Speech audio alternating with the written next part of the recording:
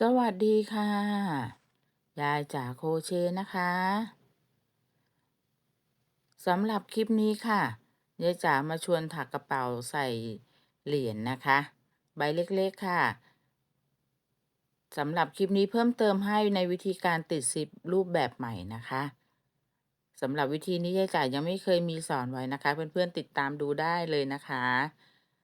นอกจากใส่เหรียญแล้วนะคะสามารถใส่การ์ดได้ค่ะธนบัตรก็ใส่ได้นะคะเพื่อนๆลักษณะใส่ได้ทั้งแนวตั้งนะคะหรือจะพับเป็นแนวนอนแล้วก็รูดซิปปิดค่ะทำสายไว้สำหรับคล้องนิดนึงนะคะตรงนี้สำหรับถือหรือจะไม่มีส่วนนี้ก็ได้นะคะแล้วแต่เพื่อนๆค่ะวิธีถักไม่ยากค่ะ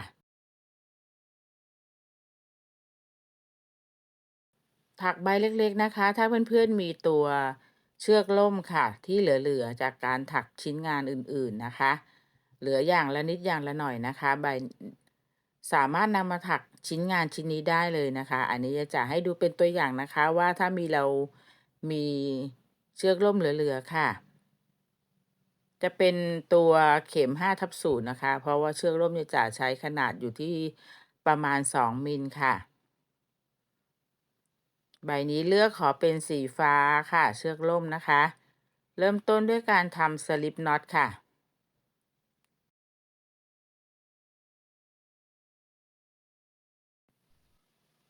เมื่อได้สลิปน็อตแล้วนะคะก็ให้ถักโซ่ได้เลยค่ะความยาวของโซ่นะคะอันนี้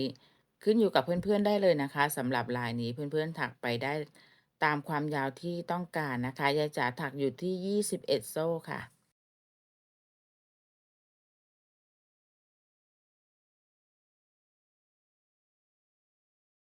เริ่มต้นแถวแรกนะคะในส่วนของก้นกระเป๋าค่ะให้ถักด้วยลายซิงเกิลโครเชต์นะคะหลักแรกให้เพื่อนๆใส่มาร์กเกอร์ไว้ค่ะเดี๋ยวเราจะมาจบแถวที่หลักนี้นะคะแล้วก็ถักต่อได้เลยค่ะหลักละ1 ครั้งนะคะไปจนถึงหลักสุดท้ายค่ะ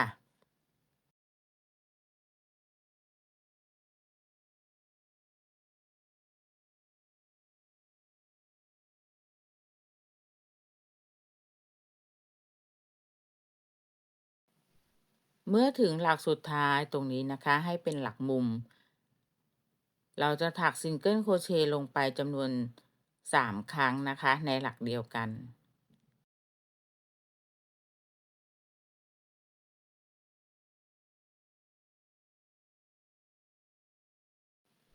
เสร็จแล้วนะคะให้ใส่มาร์กเกอร์ไว้ในหลักที่1นะคะตรงหลักมุมตรงนี้แล้วถักต่อได้เลยค่ะ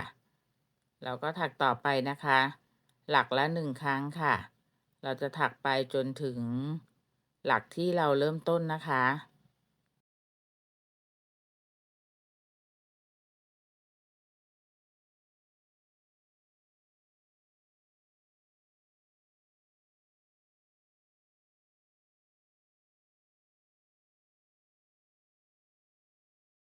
เมื่อเรามาถึงหลักที่เริ่มต้นนะคะเราเริ่มไว้แล้ว1เพราะฉะนั้นตรงนี้เราจะถักแค่2 ครั้งนะคะรวมกันกับหลักที่เราเริ่มต้นไว้1ก็จะเท่ากับ3หลักเท่ากันนะคะในหลักมุมเลื่อนห่วงจบแถวได้เลยค่ะเมื่อจบแถวแรกนะคะลักษณะงานที่ได้ค่ะเรามาต่อกันแถวที่2นะคะในส่วนของก้นกระเป๋าเราจะถัก2 แถวค่ะเริ่มต้นที่1โซ่เสร็จแล้วนะคะเราก็ถักลงไปนะคะสำหรับหลักแรกตรงนี้ที่นับเป็นหลักมุมด้วยนะคะเราจะถักลงไป2 ครั้งค่ะ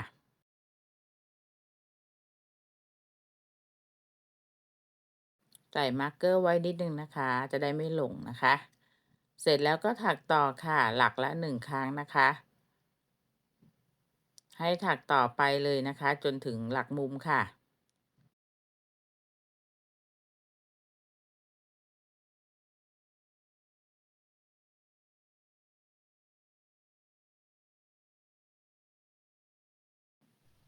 มาถึงหลักมุม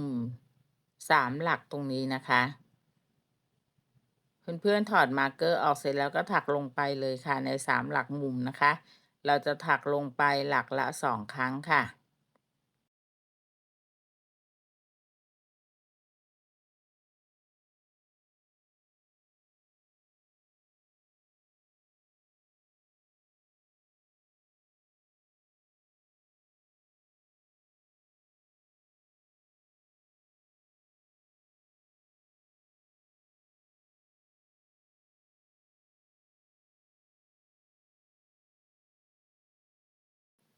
เมื่อเสร็จตรงหลักมุมนะคะต่อจากนั้นเราก็ถักหลักละ1ครั้งค่ะไปจนถึงหลักมุมอีกฝั่งหนึ่งนะคะ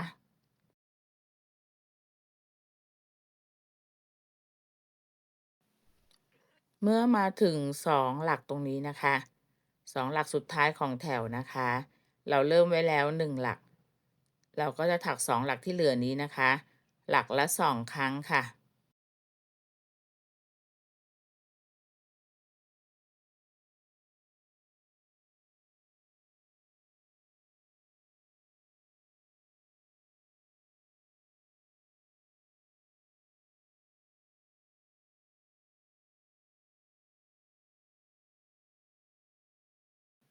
เมื่อเสร็จแล้วนะคะก็ถอดมาร์กเกอร์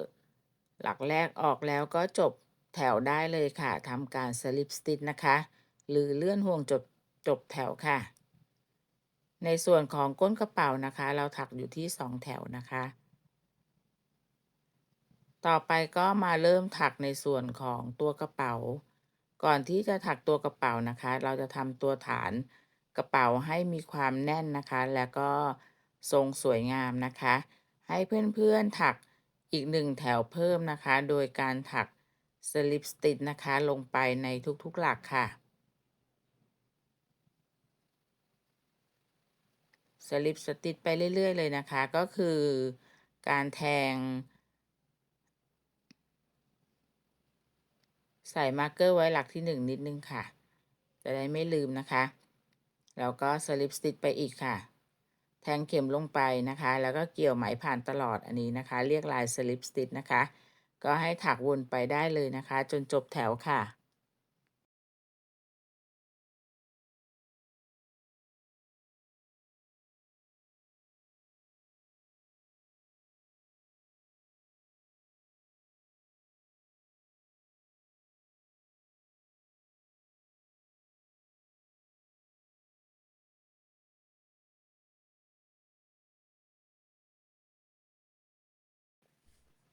เมื่อเราถักมาจนถึงหลักสุดท้ายแล้วนะคะ ตรงนี้ก็ให้ทำการ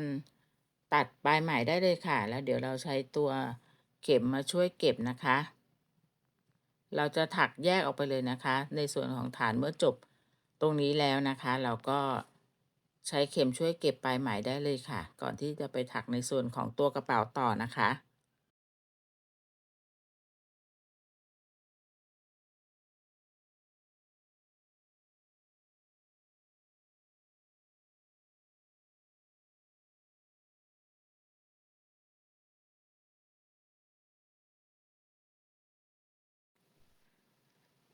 สำหรับนะคะเพื่อนๆที่ต้องการจะซื้อในส่วนของเชือกล่มหรือไหมพรมหรือตัวถักเข็มสำหรับเข็มโครเชต์นะคะถ้ายังไม่มีร้านที่เคยซื้อประจำนะคะยายจ๋าจะมีแนะนำผลิตภัณฑ์ไว้ที่หน้าคลิปนะคะเพื่อนๆสามารถคลิกดูได้นะคะยายจ๋าระบบเขาจะขึ้นไว้ให้นะคะ หรือสามารถดูอีกทีหนึ่งก็ตรงส่วนของที่ด้านล่างคลิปนะคะเขาจะมีคำว่าเพิ่มเติมนะคะเพื่อนๆคลิกกดเข้าไปดูก็จะโชว์ว่ายายจ๋ามีแนบร้านที่แนะนำไว้ให้ตรงไหนนะคะร้านไหนเพื่อนๆก็ลองสำรวจดูก่อนได้นะคะถ้าชอบใจก็กดลิงก์แล้วก็สั่งซื้อได้เลยนะคะ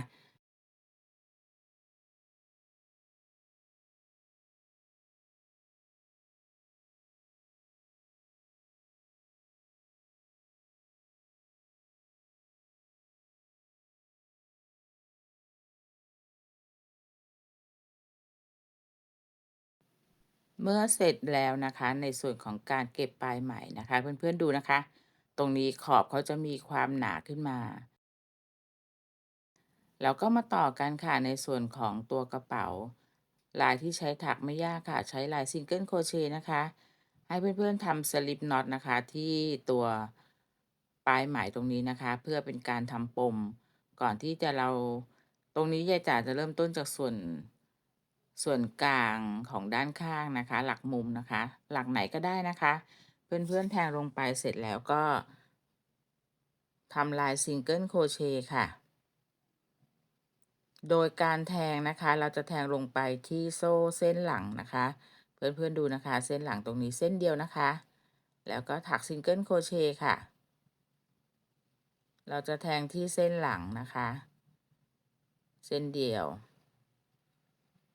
ทำลายนี้นะคะไปลงไปในทุกๆหลักค่ะให้ถักวนไปได้เลยนะคะจนจบแถวค่ะ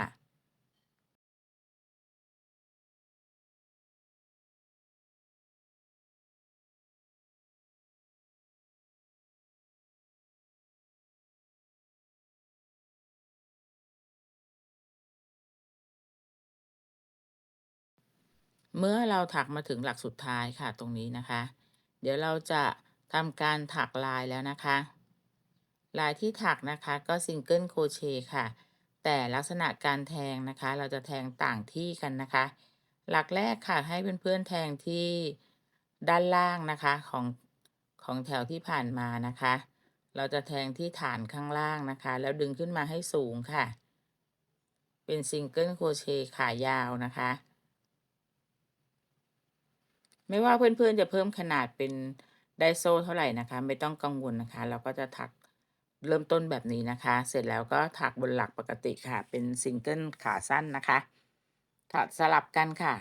อันนี้จะเป็นขายาวแทงข้างล่างนะคะถ้าสั้นเราก็แทงอยู่บนหลักโซ่ตรงนี้นะคะเราจะถักสลับกันไปนะคะหลักต่อไปก็จะเป็นยาวนะคะแทงด้านล่างดึงขึ้นมาค่ะให้สูงเสมอกันนะคะแล้วก็จะไปสลับกับถักขาสั้นนะคะตรงนี้ให้ถักวนไปนะคะสลับกันนะคะสั้นยาวสั้นยาวแบบนี้นะคะจนจบแถวค่ะ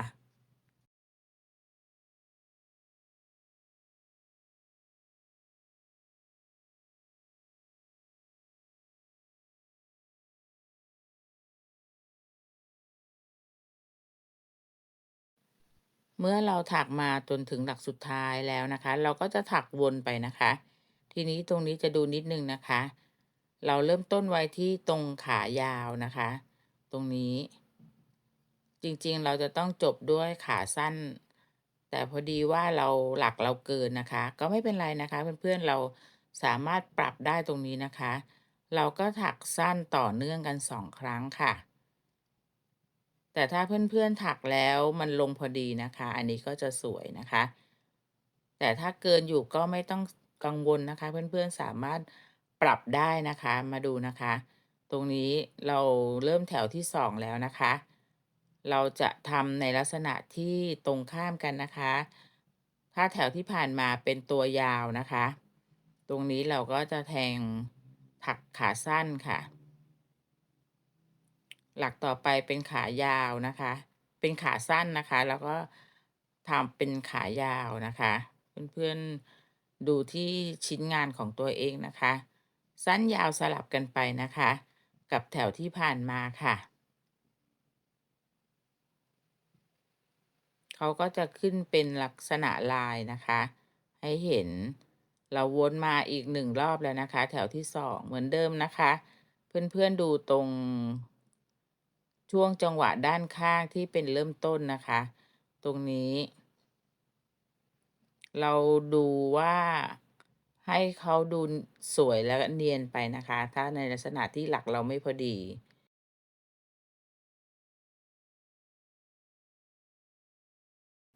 พอเขาจะเป็นในส่วนของด้านข้างนะคะลายจะสังเกตเห็นไม่ชัดนะคะเพื่อนๆอันนี้สำหรับกรณีที่เราถักแล้วโซ่ไม่พอดีเป็นหลักเลขคู่นะคะแต่ถ้าเพื่อนถักแล้วได้จำนวนเป็นหลักเลขคู่พอดีนะคะเขาก็จะลงลายเขาก็จะลงล็อกพอดีนะคะเราถักวนไปได้เลยนะคะสำหรับงานชิ้นนี้ค่ะเป็นซิงเกิลโครเชต์แบบดึงสั้นดึงยาวแค่นั้นเองนะคะ ก็ถักวนไปได้เลยนะคะ ให้เพื่อนถักไปจนได้ความสูงของกระเป๋าที่เราต้องการนะคะสำหรับลายใบนี้นะคะก็ไม่ได้ยากอะไรนะคะยายจ๋าต้องการเน้นในเรื่องของการทำติดสิบรูปแบบใหม่นะคะเมื่อเราถักขึ้นมานะคะสำหรับความสูงที่ยายจ๋าต้องการนะคะยายจ๋าจะถักขึ้นมาความสูงอยู่ที่ประมาณนะคะวัดแล้วนะคะได้อยู่ที่ประมาณ8 เซนค่ะเพื่อนๆปรับได้นะคะความสูงต่อไปเราจะมาเน้นในส่วนของการติดซิปรูปแบบใหม่นะคะ แต่ก่อนที่เราจะไปติดซิปค่ะให้เราถักจบอีก1แถวนะคะเหมือนกับในส่วนของฐานนะคะให้ถักลายสลิปสติ t ในส่วนของขอบกระเป๋านะคะลงไปในทุกๆหลักค่ะ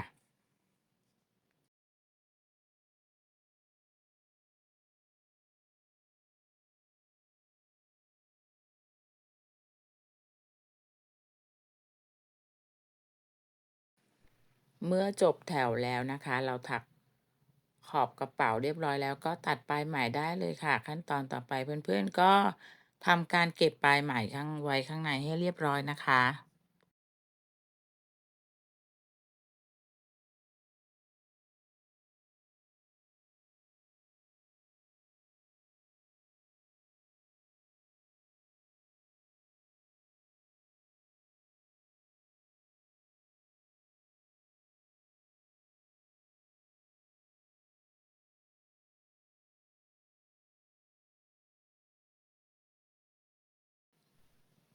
เมื่อมาถึงตรงนี้นะคะถ้าเพื่อนๆดูคลิปมาถึงตรงนี้แล้วนะคะ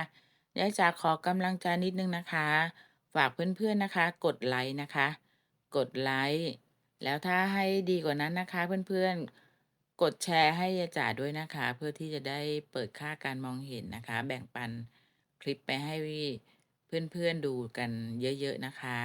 ต่อไปนะคะยายจ๋าแนะนำในส่วนของซิปค่ะ ยายจ๋าสั่งมาเป็นเบอร์3นะคะยี่ห้อนี้นะคะ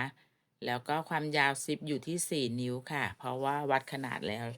จะได้ความยาวความกว้างความยาวของในส่วนของปากกระเป๋าอยู่ที่ประมาณ4 นิ้วนะคะขั้นตอนต่อไปนะคะเราก็มาถักฐานสำหรับก่อนที่เพื่อนๆใช้ซิปรูดดูก่อนนะคะถ้าไม่ได้มีปัญหาถึงค่อยนำมาติดนะคะเพราะว่าเดี๋ยวถ้าติดไปแล้วมีปัญหามันก็จะยากแกะต้องมานั่งแกะกันอีกนะคะ เรานับดูนะคะนับจำนวนหลักของเอ่อขอบกระเป๋านะคะแล้วเราก็ถักโซ่ให้ได้ความยาวเท่ากับจำนวนโซ่ที่เรานับที่ขอบกระเป๋าได้เลยนะคะความยาวของโซ่นะคะเราเริ่มต้นด้วยสลิปน็อตนะคะเป็นการล็อกปลายไหมแล้วก็ถักโซ่ไปนะคะจำนวนโซ่นะคะอย่าลืมนะคะเพื่อนๆนับที่จำนวนหลักของกระเป๋าเรานะคะปากกระเป๋าเราเสร็จแล้วก็ถักโซ่ความยาวนั้น เท่ากันนะคะของยายจ๋าอยู่ที่46โซ่ค่ะเมื่อได้46โซ่เรียบร้อยแล้วนะคะเราจะถักในส่วนของอันนี้เป็นส่วนของการที่เราจะมาเย็บติดกับซิปนะคะก่อนที่จะนำไปถักต่อกับตัวกระเป๋านะคะอันนี้เป็นวิธีการใหม่นะคะยายจ๋ายังไม่เคยมีสอนไว้นะคะเพื่อนๆไปด้วยกันนะคะช้าๆนะคะเราเลื่อน เราเลื่อนให้ลักษณะเขาเป็นวงกลมต่อเนื่องกันแบบนี้นะคะแล้วก็ถักต่ออีก1แถวได้เลยค่ะด้วยลาย Single Crochet นะคะเราถักลงไปในทุกๆหลักโซ่นะคะหลักละ1ครั้งค่ะให้เพื่อนๆถักไปนะคะทั้งหมดโซ่ขึ้นอยู่ที่46เราก็ถักไปที่46หลักค่ะ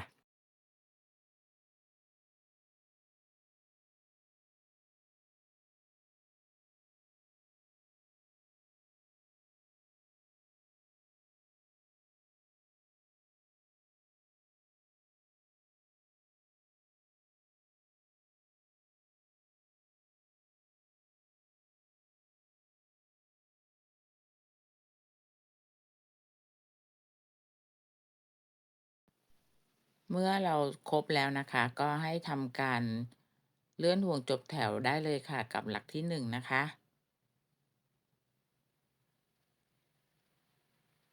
เสร็จแล้วก็ตัดไหมได้เลยค่ะ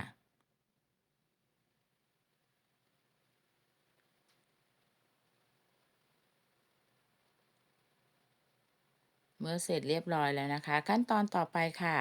เราจะนำตัวแผ่นอันนี้นะคะไปเย็บติดกับตัวซิปค่ะ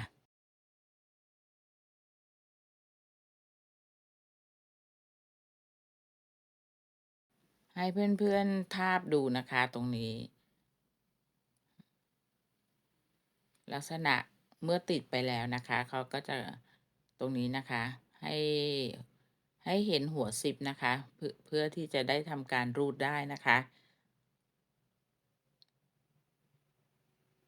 เมื่อเราได้ตำแหน่งแล้วนะคะต่อไปนะคะเราจะนำมาเย็บติดนะคะยะจ๋าใช้เป็นตัวได้ายนะคะได้ายเย็บผ้าธรรมดาเลยค่ะกับเข็มปลายแหลมนะคะเพราะว่าเราใช้เข็มเย็บผ้านะคะเพื่อให้การเย็บง่ายขึ้นนะคะเขาจะแทงตัวเนื้อซิปขึ้นมาได้ง่ายนะคะเป็นการเย็บธรรมดาเลยค่ะเราก็เดินตะเข็บธรรมดาเลยนะคะ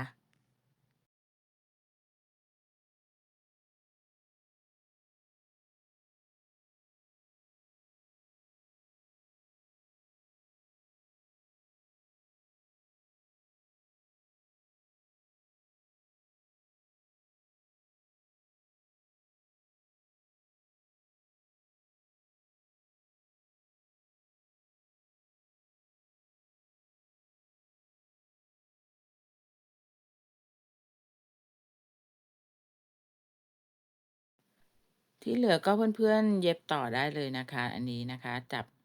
ให้พอดีแล้วก็วนไปได้เลยค่ะเมื่อเสร็จเรียบร้อยในส่วนที่เราเย็บซิปนะคะให้มะนาวติดกับตัวกระเป๋านะคะเพื่อนๆใช้ตัวมาร์กเกอร์เนาตำแหน่งไว้ให้ตรงกันนะคะให้พอดีนะคะ46หลักเสร็จแล้วนะคะในส่วนนี้เราจะใช้เป็นตัวเชือกล่มของเขาเองนะคะในการเย็บติดกันนะคะ สำหรับหลักแรกก็ซ่อนไว้ข้างในนะคะ เราจะเอาปลายไหมไว้ด้านในนะคะ เดี๋ยวเราค่อยมาทำการผูกปมเก็บนะคะ มาดูวิธีการค่ะเดี๋ยวจะให้ดูนะคะไปช้าๆนะคะ วิธีการเย็บ2ชิ้นนี้ให้ติดกันนะคะ เราจะแทงลงไปที่2โซ่นะคะที่โซ่ด้านล่าง ส่วนตัวกระเป๋าเราแทงไปที่ขอบด้านล่างนะคะ ตรงนี้นะคะเพื่อเป็นการซ่อนไม่ให้เห็นตัว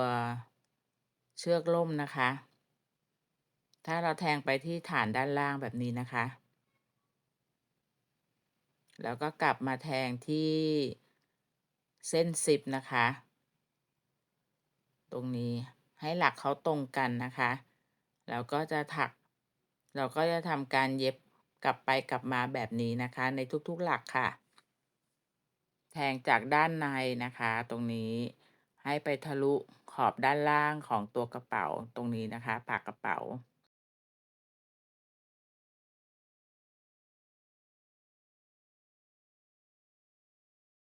สำหรับตัวมาร์กเกอร์นะคะถ้าเพื่อนๆยังไม่มีนะคะยายจ๋าก็ขอแนะนำไว้นะคะซื้อติดไว้นิดนึงนะคะก็จะสามารถเอาไว้เนาได้นะคะถ้ากรณีที่เราถักชิ้นงานที่เขาต้องนำมาต่อกันนะคะเดี๋ยวยายจ๋าแปะลิงก์แนะนำไว้ให้นะคะ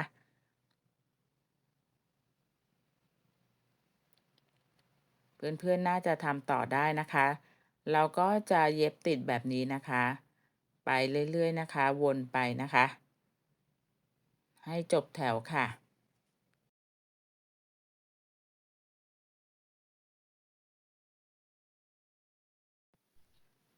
เมื่อเสร็จเรียบร้อยแล้วค่ะเพื่อนๆนี่นะคะ ลักษณะซิปด้านในก็จะเป็นแบบนี้นะคะ เขาก็จะถูกซ่อนปิดโดยชิ้นที่เราถักครอบเอาไว้นะคะ ลายก็จะออกมาเห็นเด่นชัดนะคะ ตรงนี้ก็รูดซิปได้ธรรมดาเลยนะคะ อันนี้เคยมีเพื่อนๆขอไว้นะคะ วิธีการติดซิปยายจ๋าเสนอให้อีกหนึ่งรูปแบบค่ะ หวังว่าคงจะถูกใจกันนะคะ ใบนี้นะคะใส่เป็น เครื่องสำอางชิ้นเล็กชิ้นน้อยได้ค่ะ หรือจะปรับเปลี่ยนเป็นกระเป๋าใส่เหรียญใส่แบงก์ใส่การ์ดได้หมดเลยค่ะยายจ๋าฝากไว้อีก1คลิปนะคะเพื่อนๆฝากกดไลค์กดแชร์ส่งกำลังใจมาให้ด้วยนะคะ